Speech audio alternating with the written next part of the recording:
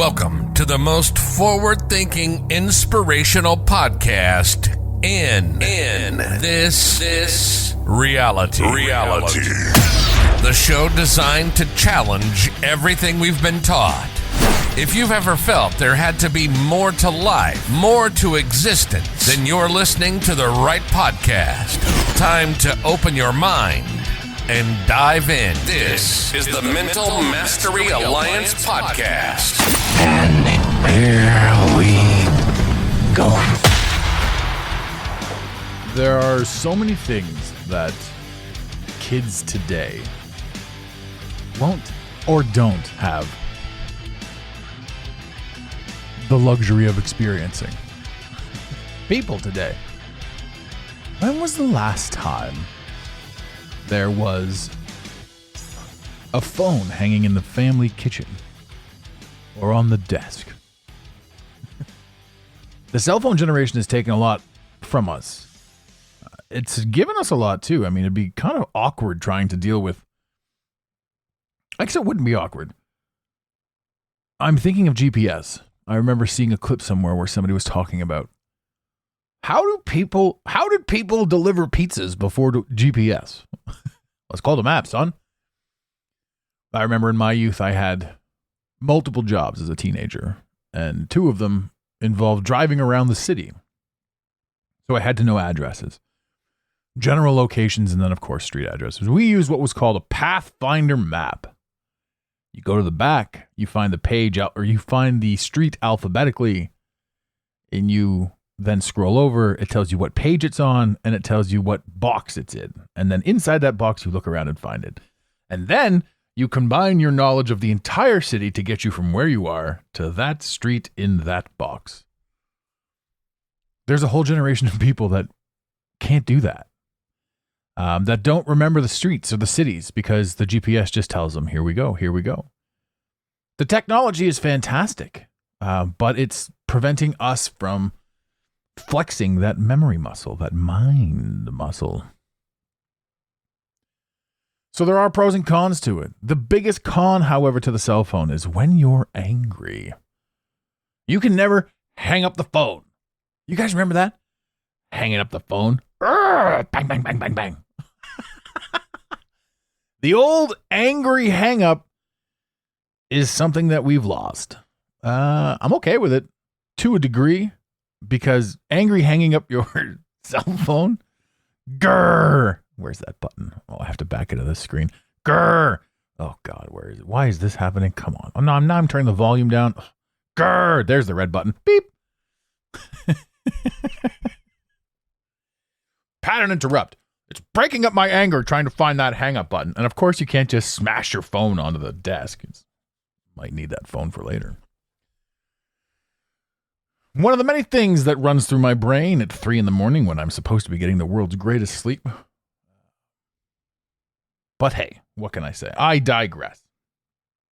I want to talk today about a topic that's come up a few times from a few friends, acquaintances. This seems to be running through the ethos right now. And ladies and gentlemen, let's talk about narcissism. Do you know a narcissist? Are you a narcissist? Ooh, have you ever questioned yourself? They're a pain in the ass. They're detrimental to a third dimensional entity. I find dealing with them personally to be quite hilarious because a narcissist can really only do damage to you once you allow them in. And the only way you can allow them in is if you're weak. And that may offend some people. But nobody listening to this show, because I've got a lot of places to go with this. If you're a weak person, if you're and by no fault of your own, maybe you're weak. You know, maybe you've had traumatic experiences. Well, not maybe. You've absolutely had traumatic experiences. And these events have created your connection with men or women or the opposite sex, because there are female narcissists too. And you can tell. They're a lot easier to spot, though, because a female narcissist has a very full Instagram. but every single picture is of her face somewhere in the world. And that's funny. That's funny to think. Like when you scroll through that and you're like, oh, whoa, ouch, what is this? That's funny. I mean, mixed up a little bit. Maybe put a picture of a cat in there or something like that. Male narcissists are a bit different because male narcissists at the beginning seem very, very put together. Very, very kind. Very, very assured. And on top of that, as a male narcissist, you're scouting for prey. So every single person that falls into the trap of a narcissist was scouted. In other words, you were meant to be to have been felt. You were. Oh, what is it? What time is it? Why is my brain falling apart like this? You were specifically designed by this person. The feelings that you have. My brain is still going to mush here. They made you feel a certain way intentionally.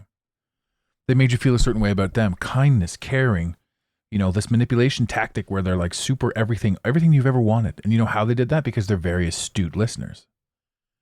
They listen to your problems about your exes and about your parents and about your past. And they take it all in and they assure you that nothing will ever happen like that again. And you'll be comfortable and they'll be comfortable and everything will be good until they get bored. And when they get bored, then they start messing with everything. They start ruining everything. And the problem is with a narcissist and its victim, your weakness is what drew them in the first place. And it's also what allows them to play with you like a spider in the web. So we say these things and we look at this stuff and we think to ourselves, what about these narcissists? What makes them tick? Now, this is a two-pronged approach because at first I'm going to attack the narcissist, then I'm going to explain the narcissist. Why the narcissist does what he does. And I'm not a psychologist. I never read any books. I'm just talking from experience and I'm extrapolating from my own set of knowledge. And there was a time in my life where I would have related to being a narcissist. Because I was raised by one. My father was absolutely a narcissist. And my mother is I want to say the reverse version of the narcissist, where she does everything in her power to make herself seem like something. In other words, she's completely cultivating her own image in your mind.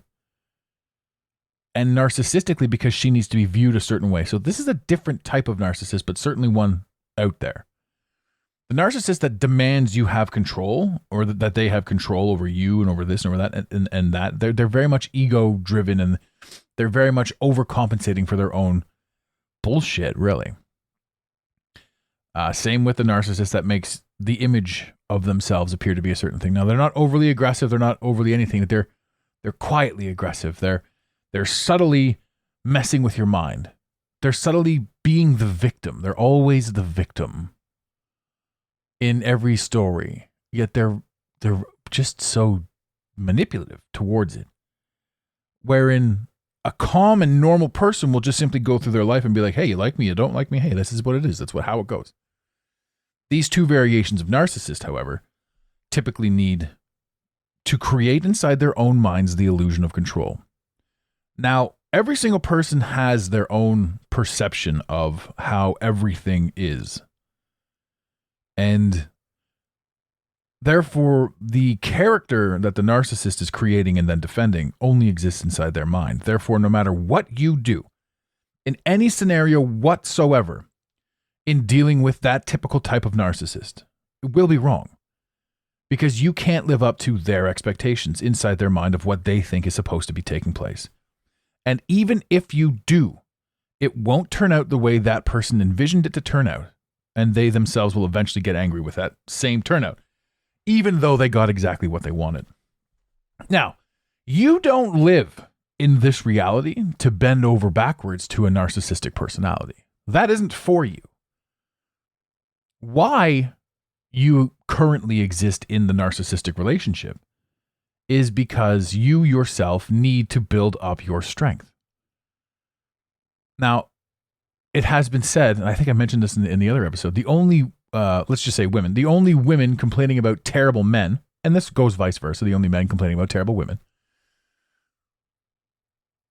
are the men and or women with absolutely shitty taste in the men and or women that they like to date. So if you are a woman and all men are shit, that's your story, your perception, your choice. Your history dictates and is indicative of who you choose to date. So if you're choosing shitty men, then all men are shitty. The question is, why are you choosing shitty men? Why have you decided that these are the men that are the ones for you? Well, really the truthful answer is because you're broken. And I don't mean broken as in shattered and can't be repaired. One thing that comes to mind for this one is the ancient Chinese proverb, anything broken in China was repaired by and bonded together with gold, which then made it more valuable upon its repair, which is exactly what goes on with us. So that you are able to be broken, two things now with the analogies. Cracks will allow for the light to come in.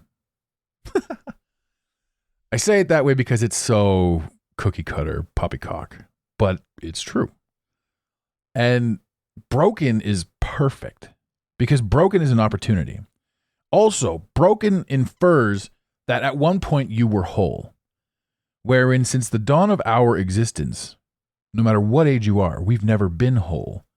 We have a perception of who we were, we have a perception of who we are, and we have a perception of who we want ourselves to be in the future. And we extrapolate upon our experiences and the information that we're allowed to take in to create that version of ourselves. And none of us are where we want to be. Therefore, all of us right now spend a lot of time being hard on ourselves for not being where we feel that we should be based on the information and evidence that we have created inside our head, based on essentially the story that we tell ourselves. You change that story in your head, then you change the outcome. However, we are all creatures of habit, and we are all factors of momentum. We are going in a certain path. It's very hard to stop and do a hard right. When we deal with narcissists exist for two reasons. Narcissists are entities that need to heal themselves. There's that old saying, a leopard never changes its spots, which to me is also a detrimental statement. Because the whole reason we exist is to change our spots. Chemically, things take place as well. You can be an amazing person on your own, and your partner can be an amazing person on their own. But the two of you combined create a terrible chemical reaction. Therefore, whoever's toxic to you may not be toxic to somebody else. That's not all cases, but that certainly is a lot of cases, because I know some people that have both individually been great in my life. Then they started dating. And I watched how they treated each other. I thought, the two of you are tarnishing your own souls. Both of you are just detrimental to each other. So perhaps it's time for you to move on. It's so weird too. We have this fear of moving on, this idea that we can't move on. This, when we're young, it's like, whoever I'm dating is the one forever. Well, why on earth do we need to be with some person forever? Why can't we allow ourselves the grace to simply split up? What's the big deal? Why do we beat ourselves up? Why do we tie so much emotion and so many stories and physicality to this idea of union? If you're spending, you only have so many years on this planet, or in this reality, or on this flat earth, or in this hollow earth, or in this concave earth, or in this projection beam from the black star Saturn. However you want to look at it. While you exist, your time is limited. And the time is basically that you die is what gives life its meaning, its importance. If we were limitless beings in this experience, not afraid to die, things would be totally different. But the clock starts ticking the minute you pop out. And it's that makes me query why we spend so much time beating ourselves up, talking down to ourselves, putting ourselves in situations that are shit. My only answer to that is so that we can overcome it. And the journey that we're on right now, the current experience that we're having right now, is designed to be overcome. So let's talk about, again, the victim. The victim of the narcissist is somebody who needs to step up. You need to say to yourself, no, I'm done. You need to tell yourself every single story that you've ever told yourself inside this relationship with the narcissist has been false. You have been tricked and manipulated. And your weaknesses have been played upon. I know some of the strongest people in the world, visually, when I met them, that have been destroyed by narcissism. A narcissist will take a tiny tear in your character and rip it wide open until you're destroyed. You are not the only one experiencing this. This is a congruent and running theme in the existence that is humanity. And everyone wants to point at the narcissist in this scenario and say they're a terrible person. Well, truth be told, if you were randomly plopped down next to a very shitty person who is doing very shitty things, you can't tell them to change their lives. I mean, you can, and you probably will. Like, maybe you should question things in your life, sir. And that person will be like, fuck you, see? This is how I talk, see? And you're like, okay, 1940s narcissist gangsta. See? And then what are you going to do? You're going to get up and move because you were plopped down next to this piece of shit. And you're like, fuck this, I'm out. And then you go and you sit somewhere else in this whole plop down experience. Now, in that whole plop down experience, if you sat down and this bastard was all over the place and you hated it, but you just kept sitting there, eventually he'll be either funny or white noise in the background. And he'll be inside you. Not physically. Not in this scenario. Inside your head. And you now have to deal with how you choose to feel about it. And you were exposed to it long enough. Typically, you just accept it. Which is where a lot of people are in the relationship. They met a person who lied to them, who manipulated them, who took advantage of their weakness. And that person typically never wanted this ever to happen again because they had just experienced it in the past relationships. But hey, look what happens. You naturally fall into what you're comfortable with and what you're used to. And when you're not strong of character and strong of conviction and strong of self, when you do a lot of drinking and drugs and all this other stuff, you typically don't have a lot of love for yourself. Therefore, you will seek out that counterpart, which will treat you exactly how you feel internally about yourself. This is something that a lot of people don't want to admit, but it's the case. And what's up with the narcissist? Why does the narcissist do what he does? Well, typically because they themselves were abused as children and they were taught those characteristics and those traits through degenerative parents, through narcissistic parents, through egoic parents, which is why I say for a long time I would have considered myself, certainly through my 20s, all of my 20s, 100% of my 20s, I would have been a narcissist. I would have been an egoic, mind-driven, demanding narcissist, oblivious to everybody else. But there are also stages of narcissism. There is a unaware narcissist, therefore just generally a giant jerk piece of shit that does a lot of dumb shit to people and is oblivious to the dumb shit that they do, and then gets hurt that people don't love them.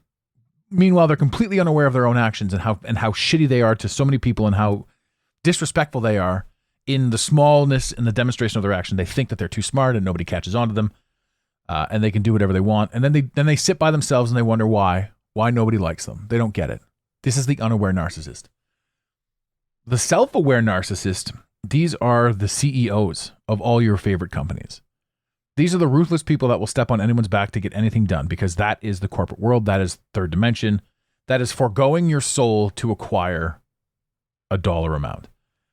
These people are hilarious as long as you don't have any ties to them whatsoever. They're often the funniest people you'll ever meet. Just don't ever rely on any of them for anything other than a laugh. And then beyond that is, I'm going to coin a term here, the white-pilled narcissist, where when you're officially white-pilled on virtually anything, you no longer play the character that you've always played in life.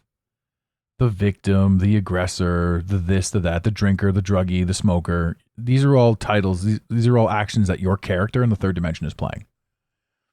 A white-pilled fifth-dimensional entity, somebody who's working towards that, starts seeing through all the holes, starts seeing through all the bullshit. So as somebody who was clearly a narcissist, an egoic narcissist in his 20s, I amassed quite a fortune. I lost it all because all of it was, shattered. And no matter what I did, I was never happy, never anything. I probably treated a lot of people like crap. And to those people, if you're listening now, I apologize.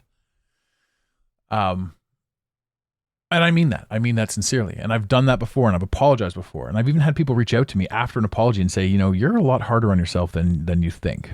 You weren't that bad, But then again, I'm sure there are people that would say the opposite. Everybody's got something to say about something all the time. But I sit here now, a white-pilled version of myself. I've seen through so much stuff, and I've cycled through so much stuff that I'm now able to sort of go back on certain things and take a look at certain things through, like, even reassess certain ideologies. Like, when you truly unload the stories that you tell yourself, the things that you identify with, the conspiracy theorist, the this, the tinfoil hat, or the normie, or the vaxxer, or the anti-vaxxer, or the Republican, or the white, the male, the black, like whatever label that society has put you on that's pitted you inside your division tactic with your group and your team of fucking douche knuckles. Whatever it is, all of the influence eventually just disappears. Narcissism at its core is not something that you ever need to fix. And the only way you're ever going to fix a narcissist, even if you wanted to, is to completely walk away from them. If a narcissist has nobody to manipulate, they're going to change their tune. They have to learn. I learned.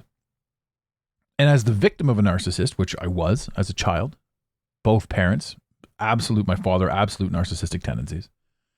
My mother, subversive narcissistic tendencies.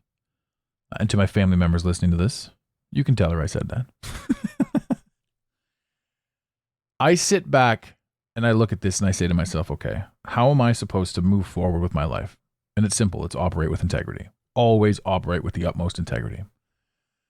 And for you, currently dealing with a narcissist, all you have to do is shut the door.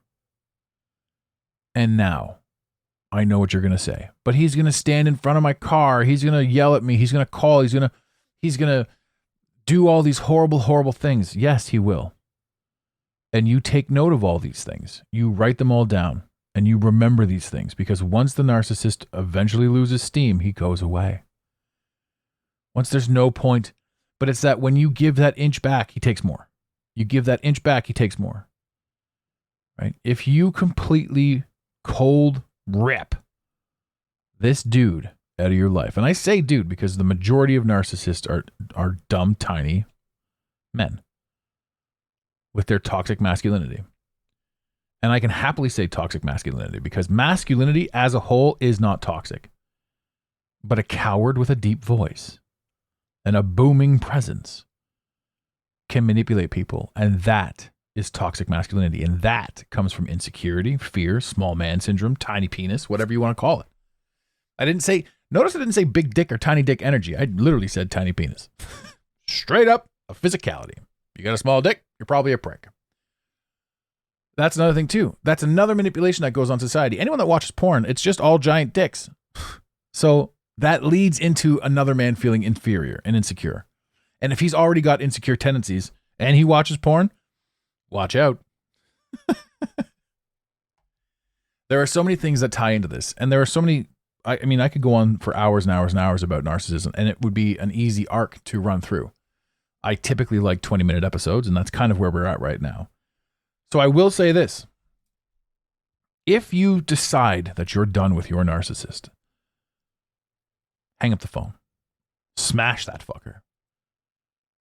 Because that's the only way to get rid of them. And yes, they're going to flail around like an idiot.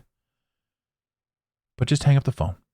Hang up the phone as aggressively as you possibly can. Ladies and gentlemen, in the infamous words of Red Green, keep your stick on the ice.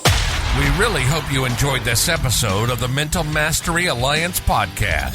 Stay connected with us directly through the mentalmasteryalliance.com. You can also join the discussion on Instagram at instagram.com/the Mental Mastery Alliance. Let the team know you're listening by using the hashtag TMMA or tagging us at the Mental Mastery Alliance. To have your voice heard on the show, leave a voicemail or send a text to 647-338-1265. Long-distance charges may apply.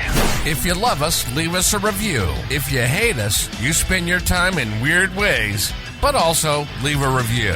Every review on iTunes tickles the algorithm, helping us grow. Until next time, unity over division. This concludes the most surreal portion of your day. You got it, Pontiac.